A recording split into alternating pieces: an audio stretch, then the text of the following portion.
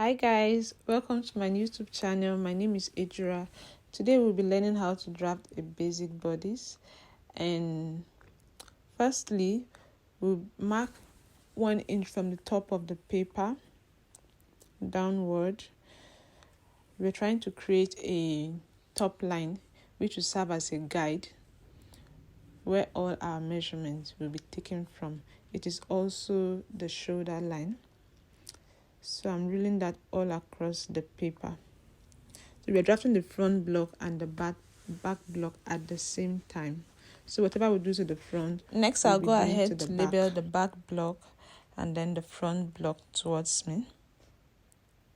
Next is to place the neck measurement. To get your neck measurement, you divide your bust by 8 inches. Further divide your answer by 2 and add 1 inch. That's how you get your accurate neck measurement. So mine is 3, so I'll be marking 3 for the wideness and 3 for the depth. I'll connect my point together using my curve ruler. Connect the points together. That's for the front. Then we'll be doing the same thing for the back. With the back, the wideness will be 3 inches and the depth will be 1 inch. We'll do that and use our curve to connect the points together.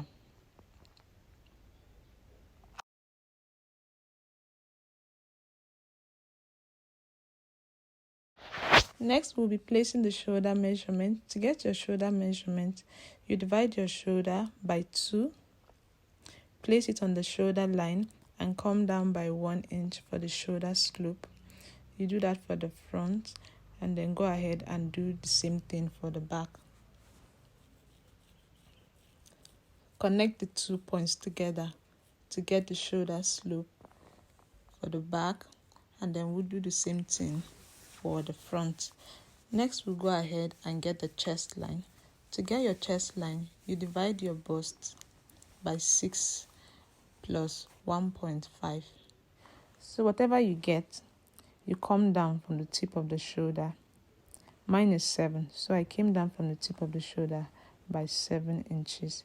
I did that for the front and went ahead and did the same thing for the back.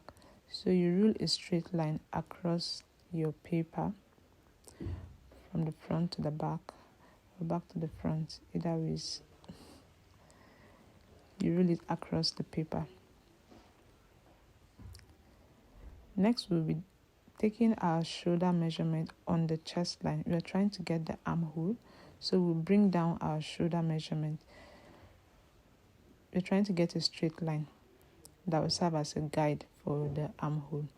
So we'll rule a straight line from the tip of the shoulder down to the shoulder point we took on the chest line. Downward.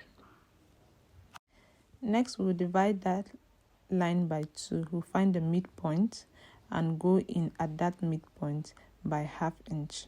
You do that for the front, and you connect the tip of the shoulder to that 1/2 inch point, the way I'm doing it, and then you use your curve to get your armhole. You do that for the front and go ahead and do the same thing for the back. So I've gone ahead and done the same thing for the back. So we are done with the armhole area. Next, we'll be imputing our vertical measurement. So for the front, we'll do the bust point line.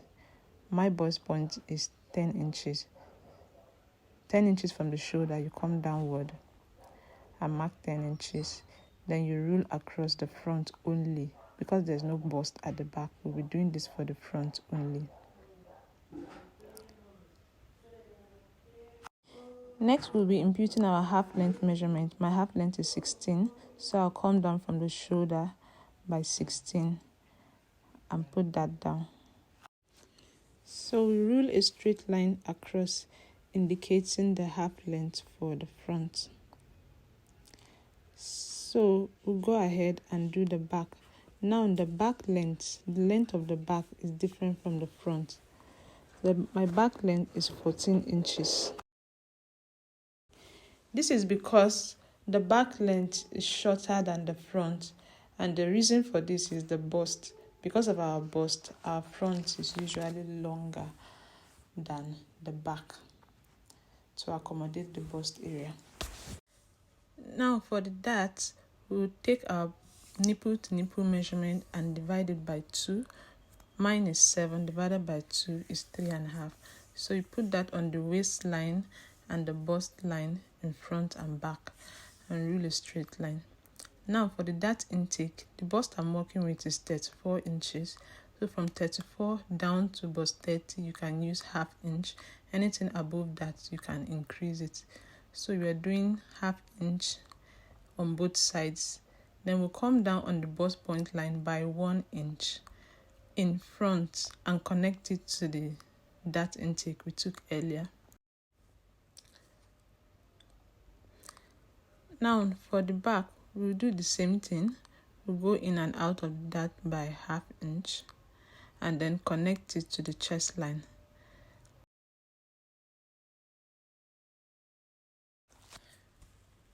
For the front, we divide our bust measurement by 4. Whatever you get, you place it on the chest line. That's for the bust. For the waist, we also divide our waist by 4.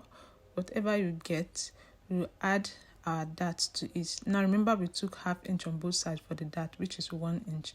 So we'll add 1 inch to our waist measurement to avoid shortage when we close our dart.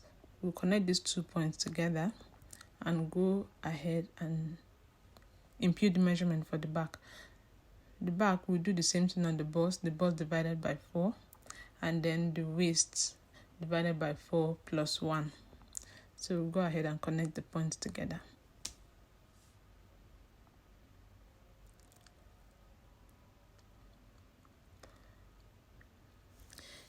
Next, we'll be doing our bust dart. Our bust dart is going to be the difference between the front and the back, which is 2 inches here. We'll place 2 inches on the bust point line downward and mark. Then we'll go inward by 1 inch and then connect those 2 points together. This is our bust dart. So when we close this bust dart, the side seam of the front and the back will align. Now when we close the side darts, we may have shortage at the side. To avoid that, you find the midpoint of the side dart, which is also the bust dart. Find the midpoint, which is 1 inch, and also go out by 1 inch. This way, when you sew the bust dart, we will not have shortage. So we'll form a new side seam. Now our half scale block is ready. We are going to be transforming this into a full scale block in case you want to make a blouse. So with that, we'll get our blouse length. You measure your shoulder to where you want your blouse to stop. Mine is 23. I'm using 23 inches. So you mark that and then rule it across the paper. Now for the back, because the length is not the same, the front and the back, we'll measure whatever we got from the half length, that's the waistline of the front, down to the blouse length, and we'll take it to the back. I hope you understand this. It's not confusing at this point, I believe. We take it to the back and then rule across the paper. That way, we are sure the front and the back length is equal.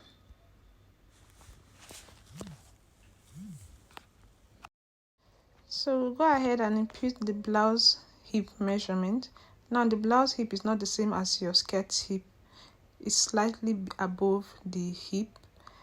That's at the point where your blouse will stop. You measure that place round. That is your blouse hip measurement. So you do that for the front and also do the same thing for the back. And you connect this point to the waist to form our blouse.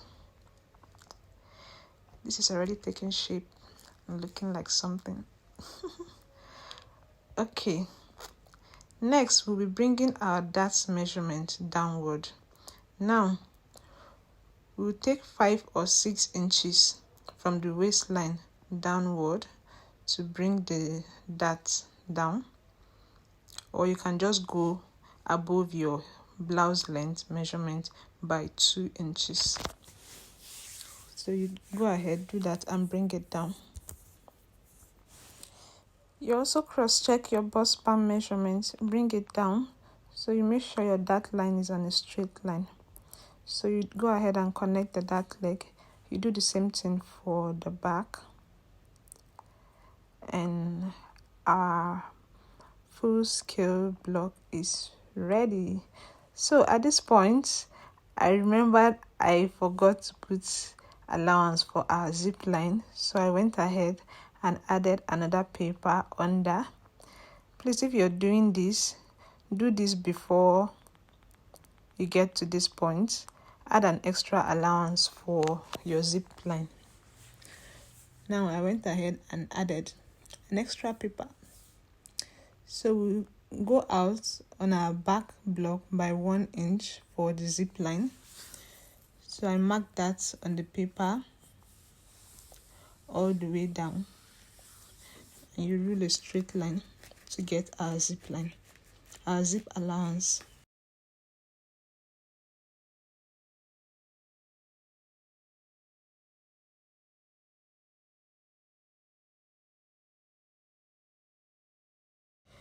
Now, to avoid excess behind and to solve zip bulging problems, you come inside by 1/2 inch on the waistline, connect that to the top of your back block, and then for the lower part, you measure your dart length and mark it. Then you connect the lower part down. So this 1/2 inch that we took on the zip line, we'll be replacing it back on the waistline. So you mark that and connect it.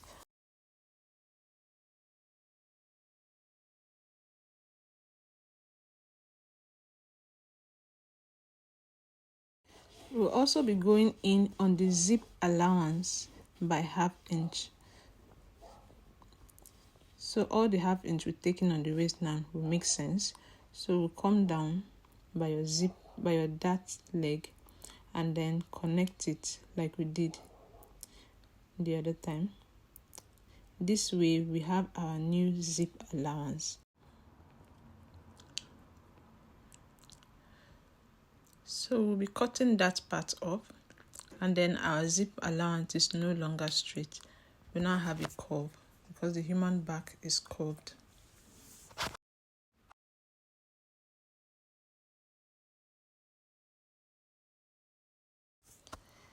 With this, our basic block is ready. All we need is to impute our allowance. We'll be using 1 inch for the side seam allowance, 1/2 inch for the hem allowance, and then 1/2 inch for the shoulder. We'll connect all the points together. Now, if you've watched to this point, I believe this video was helpful to you. If you try my method, please let me know in the comment section how it goes. And please like my video, share, subscribe. Until my next video. Thank you. Bye.